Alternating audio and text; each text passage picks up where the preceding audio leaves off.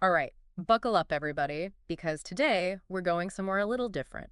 We're diving deep into the making of Teenage Mutant Ninja Turtles, Mutant Mayhem. That's right, the 2023 animated film that kind of took everyone by surprise. And we've got all the intel straight from the film's Wikipedia page. All the behind-the-scenes stuff, the trivia, all that good stuff. But here's the thing. Yeah. You don't have to be a Ninja Turtles fanatic to enjoy this deep dive. Nope, not at all. Whether you've seen the movie or not. Doesn't matter. This is about how a beloved franchise gets totally rebooted. Exactly, a complete makeover, how these decisions get made in animation. And how a film goes from an idea to, well... To a box office hit. Yeah. Or a total flop. And let me tell you, Yeah. the journey of Mutant Mayhem was anything but predictable. Really? What happened? Well, it all starts with Brian Robbins, the guy who was convinced the TMNT needed a fresh start. Okay, I'm listening. He was like, animation is the way to go. Interesting. And get the inspiration for that actually came from Playmates Toys. You're kidding, the toy company. I know, right? Wow, that's wild. Rose action figures, the ones we all grew up with? Yeah. They actually had a huge influence on shaping the entire film series. It makes sense when you think about it. How so? Well, toys are a massive part of these franchises, right? Totally. I mean, merchandising brings in tons of money. Oh, yeah, for sure. And how well those toys sell is directly tied to how popular the movies are. Makes sense. It's not just about selling movie tickets. It's about selling a whole world, yeah. Exactly. Playmates Toys knows that if the movie is a hit with kids... That their toys are going to fly off the shelves. Exactly. Okay, so we've got the toy company pushing for animation. Right. And then enters Seth Rogen, the comedy genius, as a producer. Oh, yeah, I love him. He teams up with the director Jeff Rowe, and they're both super focused on this idea. On what? Really leaning into the teenage aspect of TMNT. Which, by the way, totally comes through in the final film. It does. And this actually reflects a larger trend in animation as a whole. Really? Yeah, studios are realizing that cartoons aren't just for kids anymore. Just Interesting. tapping into that nostalgia for us older viewers. Right. While also introducing these characters to a whole new generation. Yeah.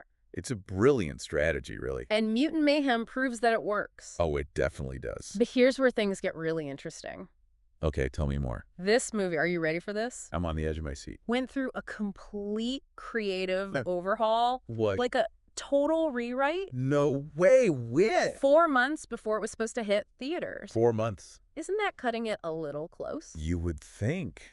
Especially with animation. I know. Animation usually has such a strict production schedule. Everything is planned out way in advance. Exactly. Every single frame. So a rewrite this close to release is almost unheard of. It's like trying to turn a giant ship around. At the last minute. Exactly. Talk about pressure. If they pulled it off. They did. And it's even more impressive when you consider this. What's that? This is the first TMNT production ever to cast actual teenagers as the voices of the Turtles. Oh, wow. That's right. It was a big deal, and Seth Rogen was really passionate about it.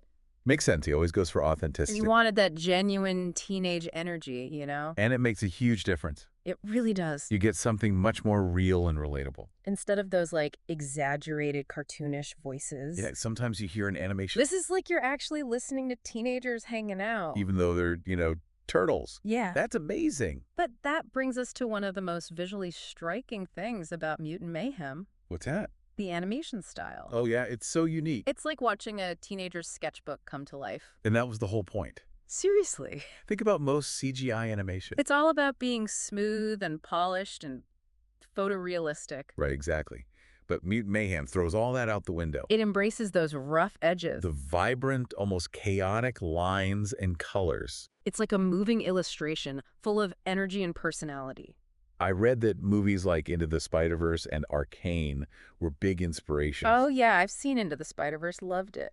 Both of those films really pushed the boundaries of what animation could look like. Yeah, they were groundbreaking. Into the Spider-Verse, with its comic book-inspired style, proved that audiences were craving something different. Something fresh and unique, for sure. And then you have Arcane, with its painterly, almost impressionistic look. So cool. It showed just how powerful visual storytelling could be in animation. And Mutant Mayhem takes those innovations and runs with them. Forges its own path. It's like they said, let's make this feel like it was made by teenagers for teenagers. And you feel that in every frame. Absolutely. But speaking of risks, Yeah. you mentioned the movie went through a major rewrite just 4 months before release. Oh, right. That's a whole other I story. bet it is. And you know what?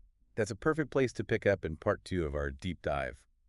So remember how we were talking about that crazy rewrite? Oh, yeah, 4 months before release. Well, get this. Yeah. The original script for Mutant Mayhem, Uh-huh. it was basically a high school comedy. What? Seriously? Like, with the turtles? Yeah, like Mean Girls, but with shells. That's hilarious. I know, right? So what happened? Well, it just wasn't working. I could tell. It leaned heavily into the whole teenage angst thing, Yeah. but it kind of lost sight of the action and adventure. Which is like the heart of TMNT. Exactly. So the studio realized they had to make a change. But 4 months out, that's got to be a nightmare for the animators. Oh, absolutely. It meant reworking entire sequences, redesigning characters. Basically rebuilding the movie from scratch. Yeah, it's amazing they pulled it off. It really is. But the changes weren't just about adding more action. What else did they do? They also dug deeper into the story's themes. Oh, yeah. I read that Mutant Mayhem actually deals with some pretty heavy stuff. Right. It's not just pizza and ninjas anymore. It's about acceptance, family, finding your place in the world. Especially for immigrant families. Yeah, think about Splinter, the Turtles' dad. He's so protective of them, almost afraid of the outside world. Makes me think of my own parents, how they worried about me fitting in. Right. It's a universal feeling. It adds this whole layer of depth you wouldn't expect from a TMNT movie. Totally.